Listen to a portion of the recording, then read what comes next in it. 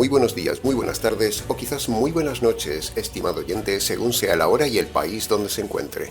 Les habla como siempre el pastor bautista Nikos Ricoy, director del programa Encuentros y pastor general del Ministerio Tinajas, llenando siempre a cada tinaja que nos escucha con el agua fresca y limpia de la palabra de Dios desde aquí, en Valencia, España, para todo el mundo hispanoamericano en diferentes partes del planeta. Muy bienvenidos una vez más a todos y muchas gracias por estar ahí atentos al nuevo mensaje de hoy de nuestro programa Encuentros.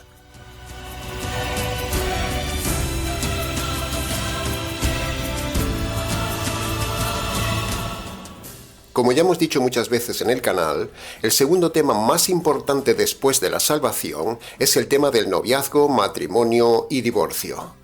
De un correcto noviazgo depende un matrimonio estable y así evitar un terrible divorcio y el fracaso en la vida. Por eso, hemos hecho de este triple tema, noviazgo, matrimonio y divorcio, el segundo pilar fundacional del Ministerio Tinajas y el segundo tema fundamental del trabajo pastoral del Ministerio Tinajas. No hay nada más importante en la vida de un pastor. Primero, enseñar a la gente el Evangelio para la salvación del alma en la eternidad. Y segundo, enseñar correctamente a las personas el tema del noviazgo, matrimonio y divorcio para evitar grandes dolores y fracasos en la vida aquí en la tierra. Por eso, cada poco tiempo, tocamos estos temas en el canal. Y hoy lo abordaremos desde el ángulo del famoso y conocido pasaje: Dejará el hombre a su padre y a su madre, y se unirá a su mujer, y serán una sola carne.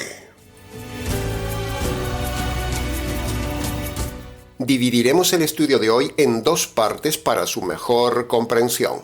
En la primera parte veremos que el versículo se repite 3 veces en la Biblia. Primero, en Génesis, Moisés pone las bases del matrimonio. En los Evangelios, el Señor Jesús, con este pasaje, pone el enfoque antidivorcio. Y en Efesios, Pablo, con este versículo, nos habla desde el ángulo de las funciones del matrimonio. Eso es lo que estudiaremos hoy. 3 hombres, 3 enfoques y un versículo. Y en la segunda parte estudiaremos expositivamente el contenido de ese versículo. Es decir, estudiaremos las 3 partes, los 3 mandamientos del versículo para su mejor comprensión y así quede usted perfectamente informado del tema. Como el tiempo corre, entonces entremos en materia.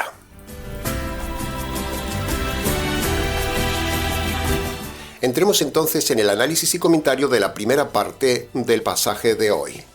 Dejará el hombre a su padre y a su madre y se unirá a su mujer y serán los dos una sola carne. Ese pasaje se repite 3 veces en la Biblia, estimado oyente, en Génesis, en los Evangelios y en las cartas. Por algo será. Se repite porque es muy, muy importante. Por eso, en nuestra vocación de ayudar a las parejas, hemos decidido estudiar a fondo hoy este importante pasaje de la Escritura. En primer lugar, donde aparece nuestro pasaje de hoy es en Génesis capítulo 2, versículo 24, con Moisés, donde Moisés dice este famoso versículo para sentar las bases del matrimonio. En primer lugar, vemos que es Dios el que está hablando en el pasaje, y ahí se habla de una cadena, donde vemos que un matrimonio tiene un hijo o una hija, y ese hijo o hija debe hacer lo mismo que sus padres, otro matrimonio. Debe salir del hogar y formar otro hogar. Ese es el mandato bíblico divino. El matrimonio es diseño de Dios, estimado oyente. Por eso Dios pone las bases y los reglamentos, porque Él es el dueño y señor diseñador del matrimonio, y Él, aquí, manda una serie de cosas para el matrimonio. Este es el primer punto, que Dios habla dando mandamientos. En segundo lugar, vemos de forma inferencial en el versículo de Moisés que Moisés habla de hombre y mujer en el matrimonio. No habla de 2 hombres ni 2 mujeres, porque cuando habla de padre y madre, o sea, el matrimonio anterior al del hijo, no habla de 2 padres o 2 madres. Y luego, en segundo lugar, cuando dice que el hombre se unirá a su mujer, ahí nuevamente se ve que el matrimonio es entre un hombre y una mujer. Está muy claro el mandato bíblico. 2 veces dice Dios en el mismo versículo que el matrimonio es entre hombre y mujer. Hay que ser muy ciego para que los falsos cristianos no vean esta ley de Dios. O sea, queda descartado el mal llamado matrimonio homosexual en la iglesia cristiana. Eso es perversión, es pecado. Todo pastor o sacerdote que sea homosexual, que case a 2 homosexuales, que acepte o predique la permisividad de estas perversiones, que no sean matrimonio entre hombre y mujer, esos son líderes falsos. Todo mal llamado matrimonio homosexual es pecado, es aberración, y esos homosexuales perjudicarán a todo hijo adoptado y lo guiarán en el camino de la perversión, y eso provocará en el niño un conflicto interno de identidad en su ser, y eso es gravísimo ante Dios, porque la Biblia dice que antes de pervertir a un niño, es mejor atarse una piedra al cuello y tirarse al mar, por lo grave que es perjudicar a un niño o dar mal testimonio ante él en estos temas. Así que tengan cuidado los que perjudican a los niños pequeños, porque se las verán con el ser más grande, Dios. El tercer aspecto que vemos aquí en el pasaje de Génesis capítulo 2, versículo 24, es también inferencial, y es el tema de cómo debe ser un verdadero casamiento ante Dios. Cuando se dice, dejará a su padre y a su madre y se unirá a su mujer, eso infiere un casamiento. Por lo tanto, toda pareja que no esté casada no puede estar unida, deben separarse, es pecado, les espera el juicio de Dios. Un hombre y una mujer se unen para siempre por medio del matrimonio bíblico, con las condiciones bíblicas, como varias veces hemos enseñado en el canal.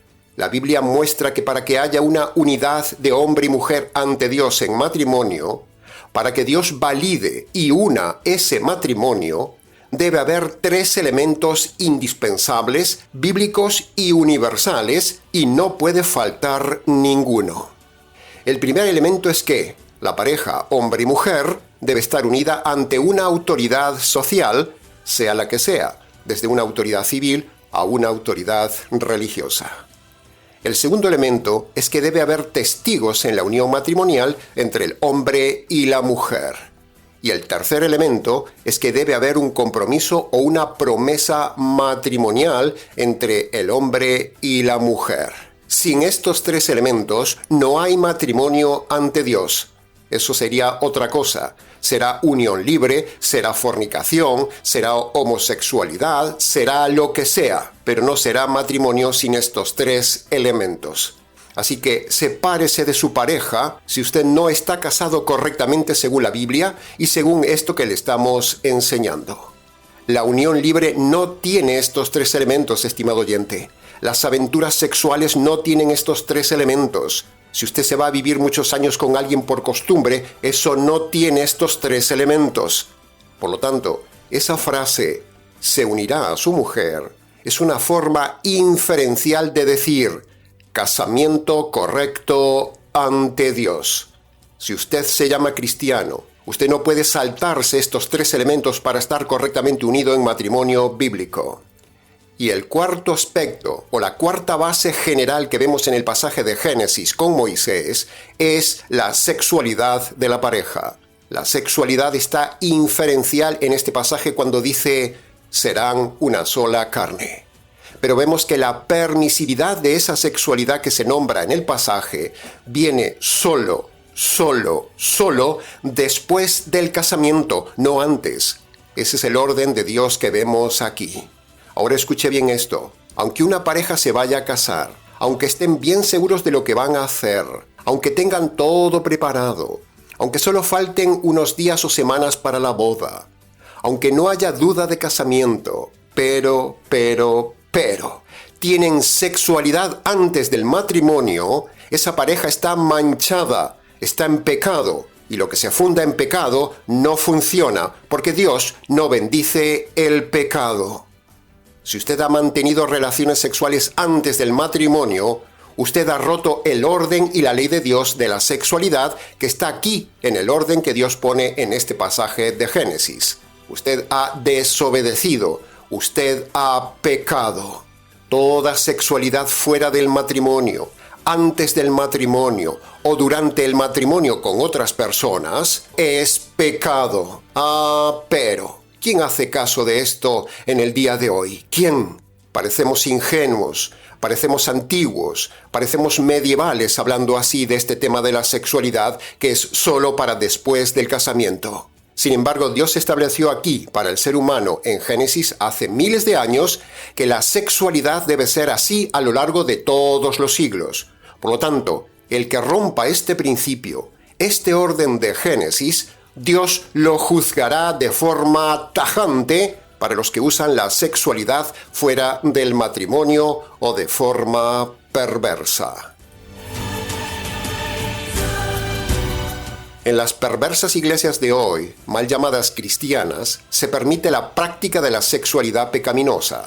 Se aceptan pastores homosexuales, se aceptan pastores divorciados y recasados, se aceptan en las iglesias personas en unión libre, se aceptan personas fornicarias, se aceptan personas en adulterio, se acepta el recasamiento entre divorciados, se aceptan personas homosexuales y todo esto contamina la iglesia, aunque en realidad esos lugares no son iglesias, son auténticos antros.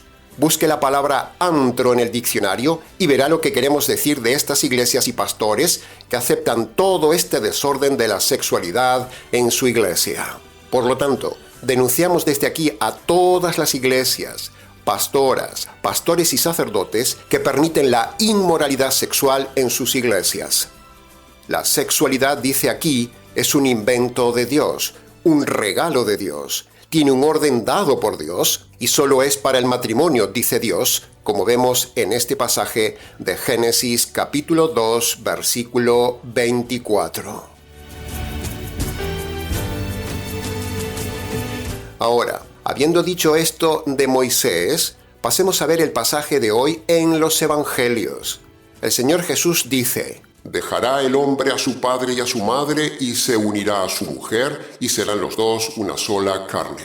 Es el mismo pasaje de Génesis. Eso lo dice en Mateo capítulo 19, versículo 5 y en Marcos capítulo 10, versículo 7, en un contexto antidivorcio.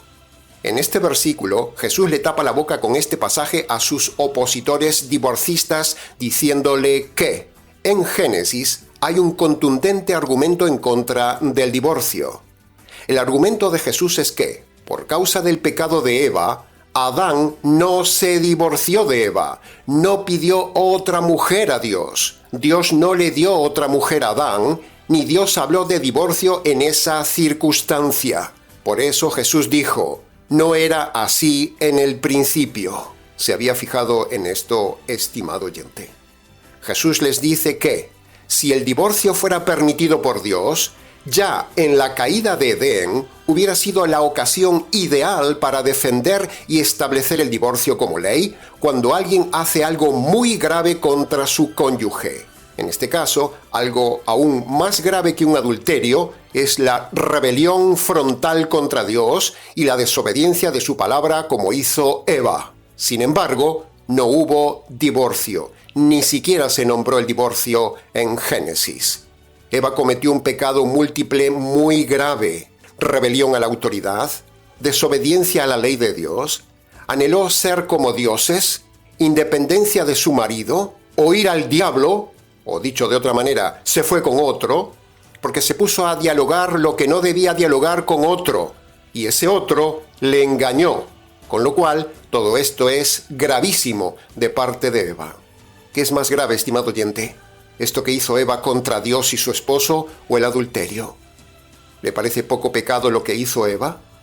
Sin embargo, el Señor Jesús, que era el que estaba con ellos en Génesis, recuerde que el Señor Jesús es el creador del hombre y la mujer, por lo tanto, era Él el que se paseaba con Adán y Eva a la brisa de la tarde.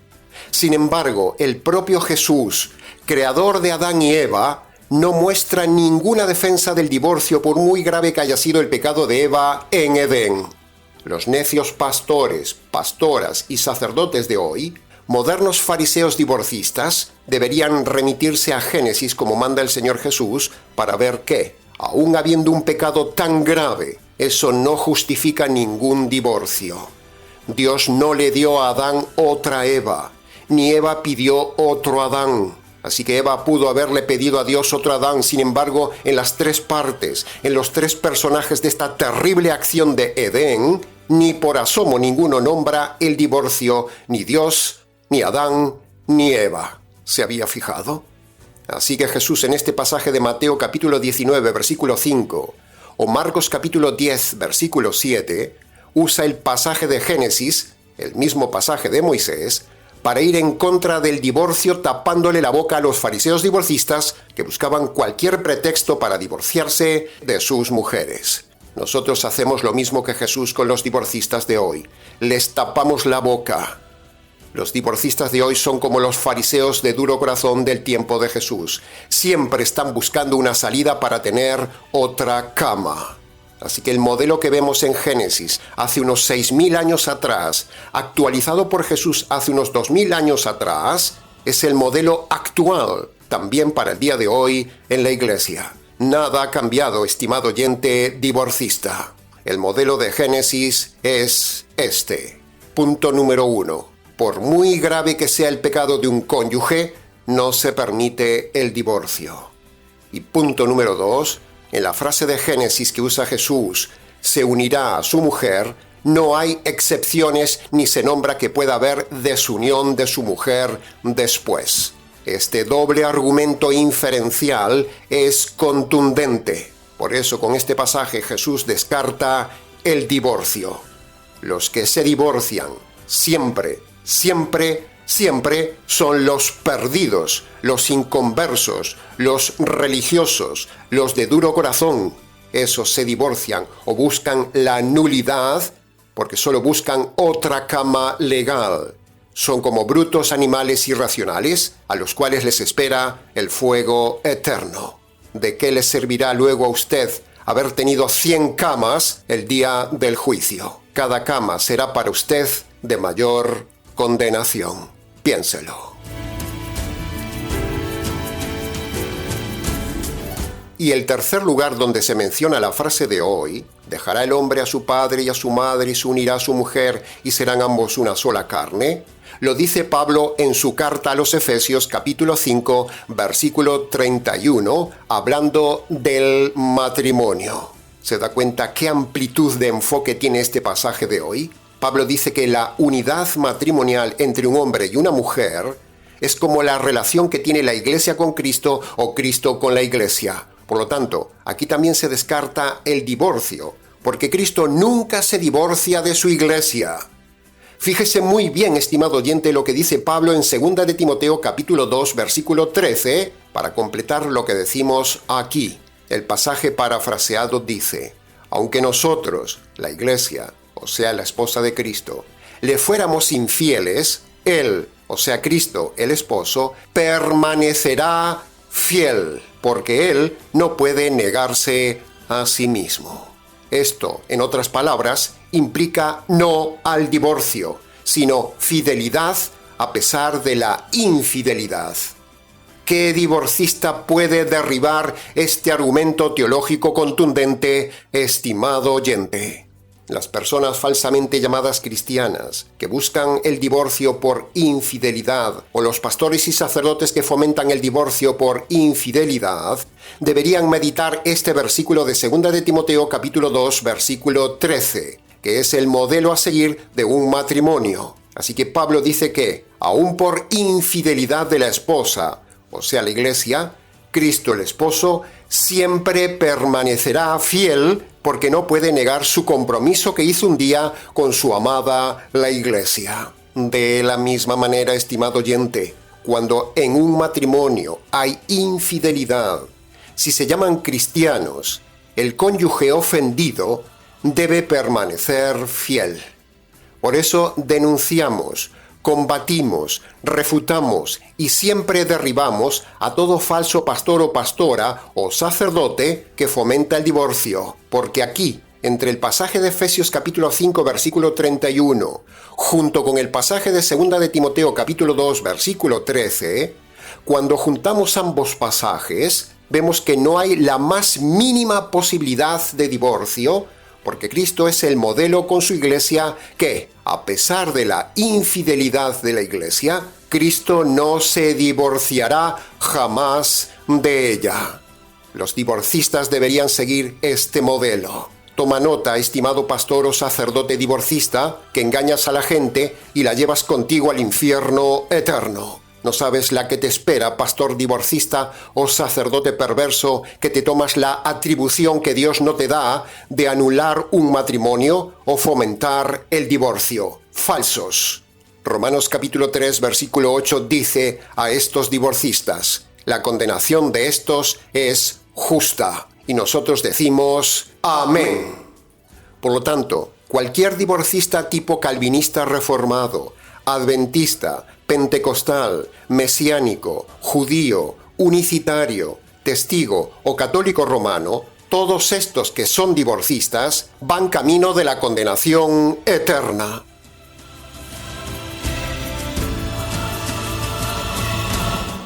La verdadera esposa de Cristo, la verdadera iglesia, no enseña la permisividad del divorcio ni acepta el recasamiento del divorciado, porque Cristo, el esposo, nunca se divorció de su iglesia.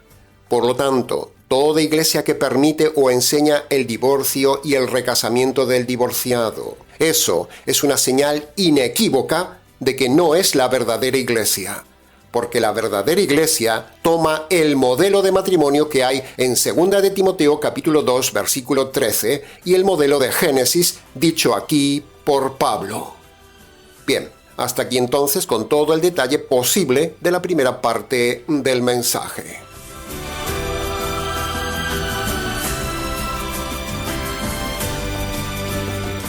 Entremos ahora en el análisis y comentario de la segunda parte del mensaje. El pasaje de hoy tiene 3 mandamientos. Entremos entonces en el primer mandato. Dice: dejará el hombre a su padre y a su madre. Ese es el mandamiento. Pero, para que alguien pueda cumplir ese mandamiento de dejar de vivir con sus padres, antes, esa persona que se va a casar debe cumplir ciertas condiciones. Punto número 1 del primer mandato. Si usted se llama cristiano, pero no está convertido por medio del Evangelio, usted no puede dejar a su padre y a su madre para unirse a una mujer porque fracasará su matrimonio. Sin conversión no hay verdadero matrimonio.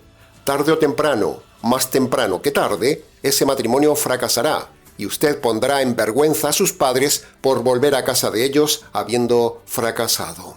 Punto número 2 del primer mandato. Si usted no está maduro bíblicamente hablando, no puede dejar a su padre y a su madre porque fracasará en esa nueva relación.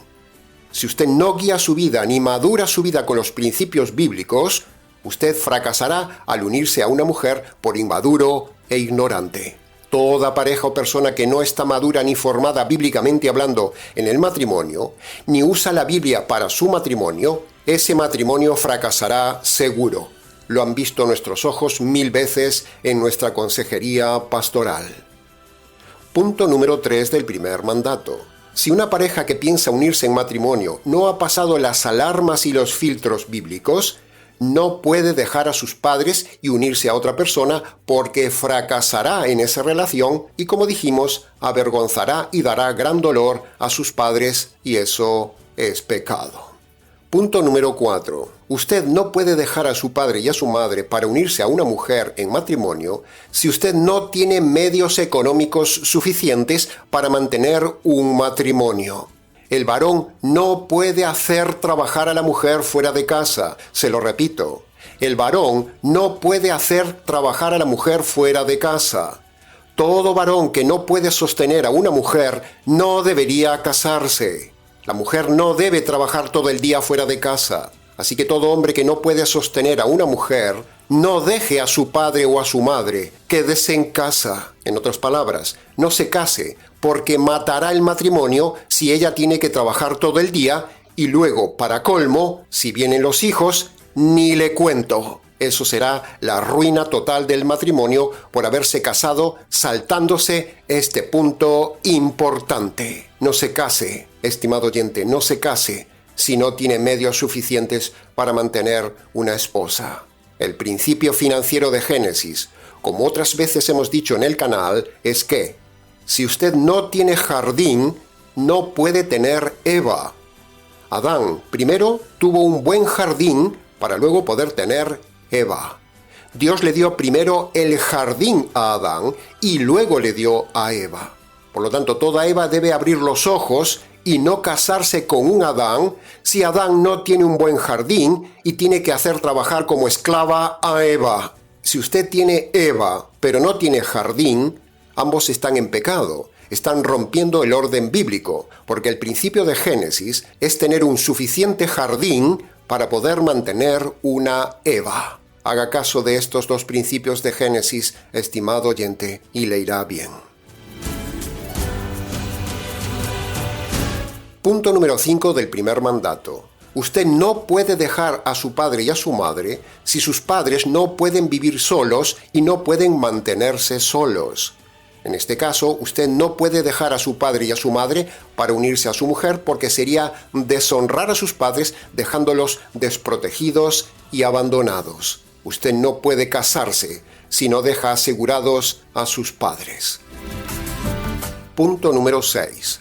Si un joven deja a su padre y a su madre, luego, escuche bien, no puede dejar a su mujer.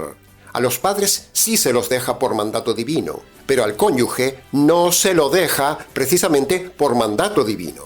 Fíjese la paradoja. Por un lado, Dios manda que se deje a los padres, pero por otro lado, Dios no permite que se deje al cónyuge. ¿Se había fijado? Así que si se casa, no puede dejar, no puede abandonar a su cónyuge. El casamiento es para toda la vida. Si no, no se case.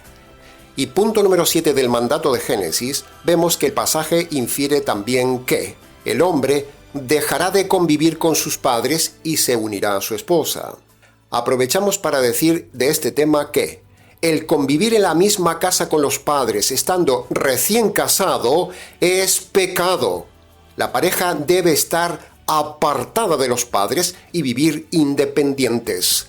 Primero, para que no haya intromisión en la nueva pareja por parte de nadie. Y segundo, la intimidad de la pareja demanda soledad y libertad de movimiento y no que los padres anden por el medio. Por lo tanto, la nueva pareja no puede vivir en la misma casa con los padres. Eso es pecado. La Biblia dice, dejará. Ahora, también es cierto que se puede estar muy lejos físicamente de los padres, pero continuar todavía dependiendo de los padres de manera emocional y económica. Y eso también es pecado. No puede haber intromisión de los padres en la pareja, ni la pareja depender de los padres. Debe haber total independencia. Por eso, el tiempo de soltería en casa de los padres es para que los padres enseñen y preparen bíblicamente a sus hijos o hijas para el matrimonio. Pero eso no se hace en el día de hoy, ni tampoco se hace en las iglesias. No se prepara a las parejas.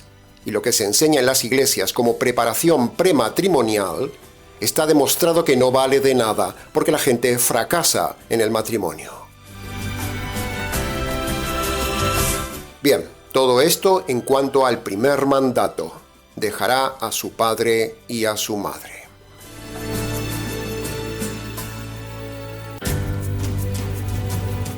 Entremos ahora en el segundo mandato del pasaje, que dice, se unirá a su mujer. Ese es otro mandato. Punto número 1. El mandamiento, si se fija bien, es unirse a su mujer. No dice unirse a sus mujeres. Por lo tanto, la poligamia, la bigamia, los amantes o las queridas quedan descartadas. Son todo pecado. El mandamiento es tan claro que lo entiende un niño. El matrimonio es para que se una un hombre con una sola mujer, no un hombre con varias mujeres, como hay por ahí en religiones falsas, o como hay por ahí la costumbre africana o latinoamericana de unirse oficialmente a una esposa y luego tener varias queridas. Eso es pecado. Si usted es un machista que me está escuchando, que se ha unido a varias mujeres, a usted le espera el juicio de Dios.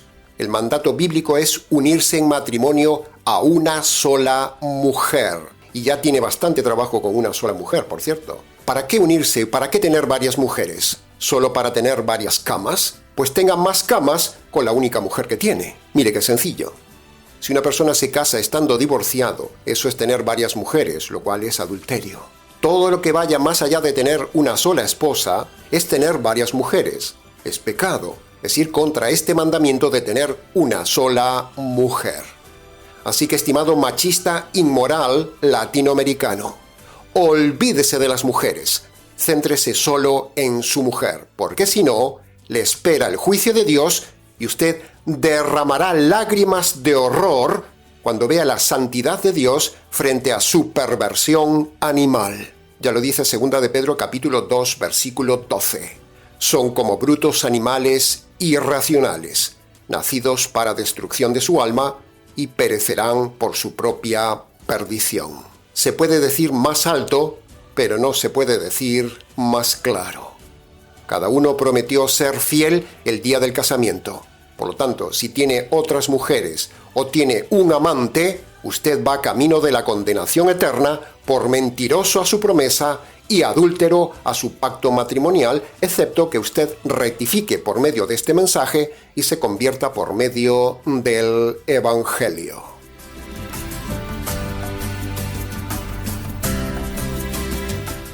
Y el tercer mandato de nuestro análisis expositivo del pasaje de hoy dice: serán una sola carne. Una sola carne no es solo cuerpo con cuerpo, no, sino que eso significa un solo ser, un solo sentir, una sola meta, una unidad. Porque, ¿qué pasaría cuando la pareja no puede ser una carne física, no puede tener intimidad? ¿Dejan entonces de ser una sola carne? No. Entonces, ¿qué significaría ser una sola carne? Bueno, ya lo hemos dicho, Jesús mismo, el cual inventó esta frase de Génesis, lo explica en Marcos capítulo 10, versículo 8, donde dice que eso de ser una sola carne es una expresión que quiere decir ser uno, una unidad total. Ser uno es más que unidad físico-genital, porque como usted sabe, se puede tener unidad físico-genital, pero no haber con la otra persona ninguna unidad total. O sea, eso es animalidad.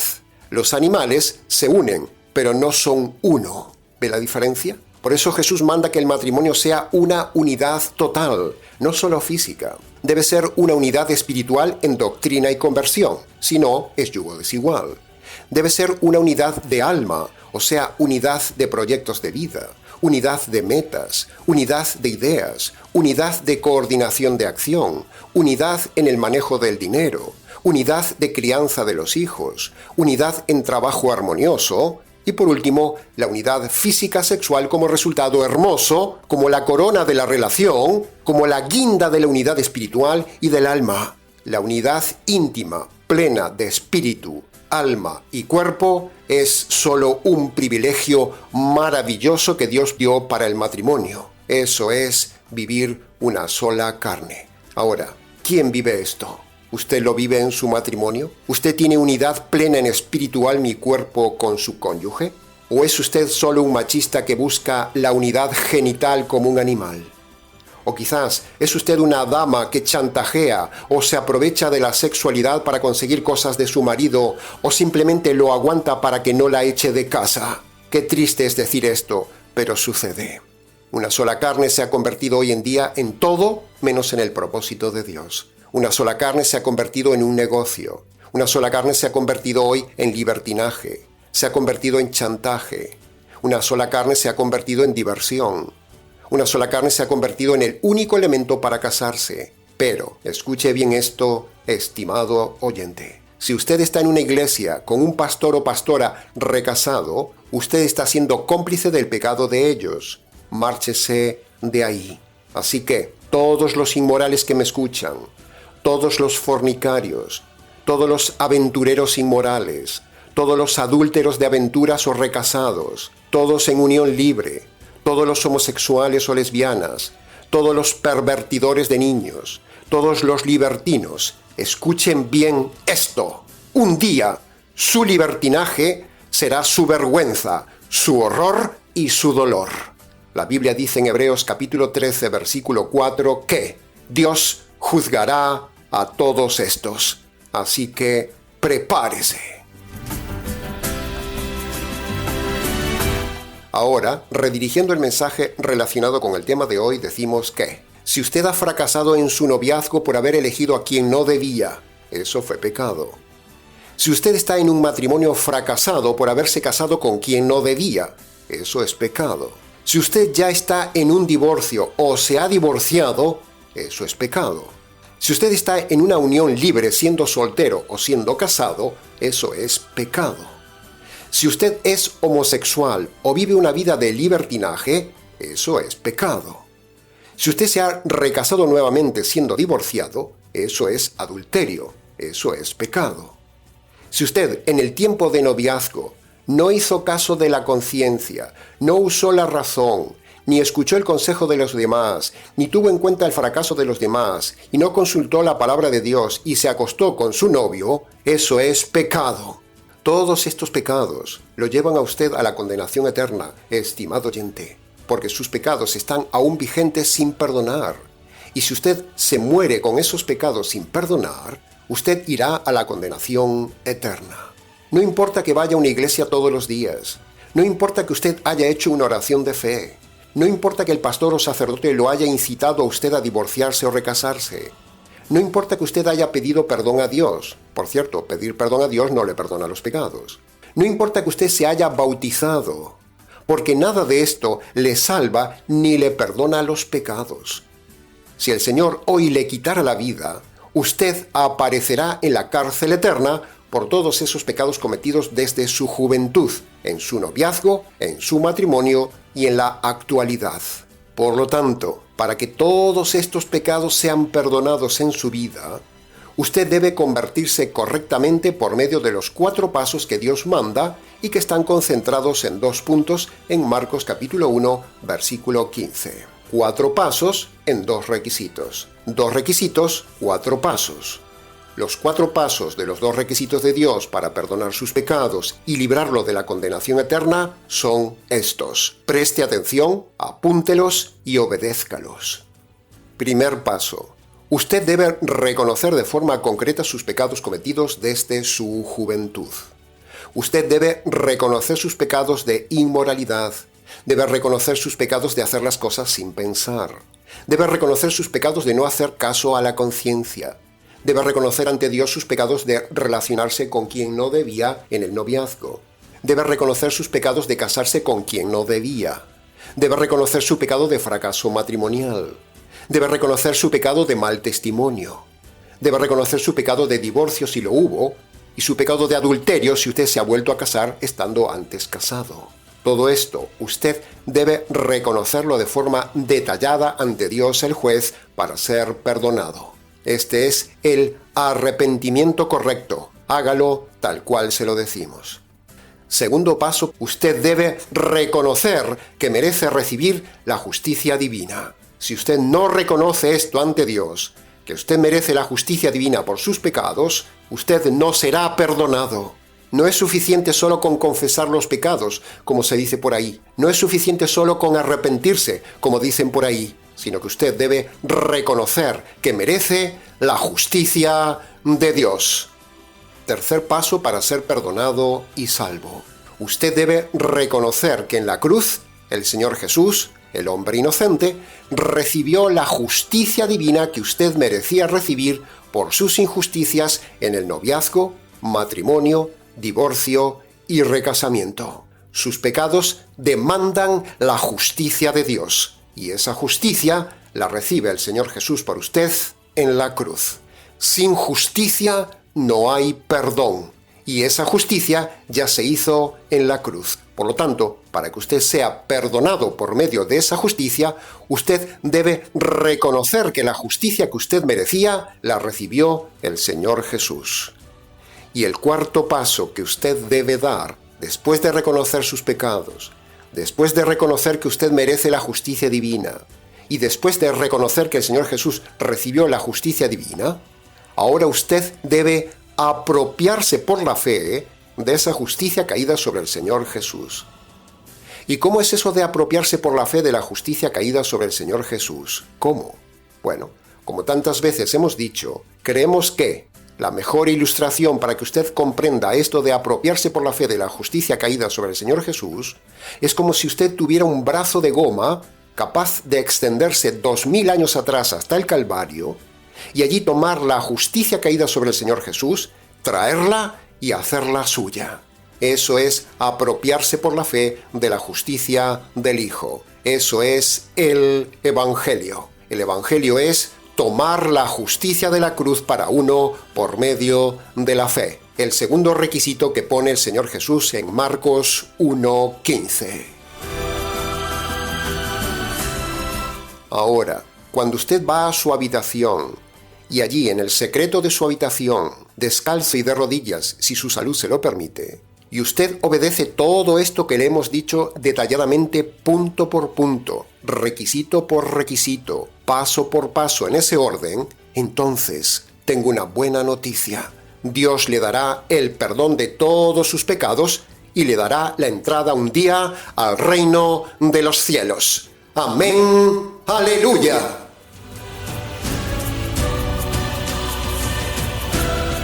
Y hasta aquí, estimado oyente, con el mensaje del día de hoy. Mucho más se pudo haber dicho del tema, porque la palabra de Dios es profunda como el mar e interminable como un océano. Pero con lo dicho hoy es suficiente para su enseñanza y reflexión. Ahora, para preguntas del tema, comentarios, consejería pastoral o si usted quiere hacer una donación al ministerio, escríbanos al correo ministeriotinajas@gmx.es.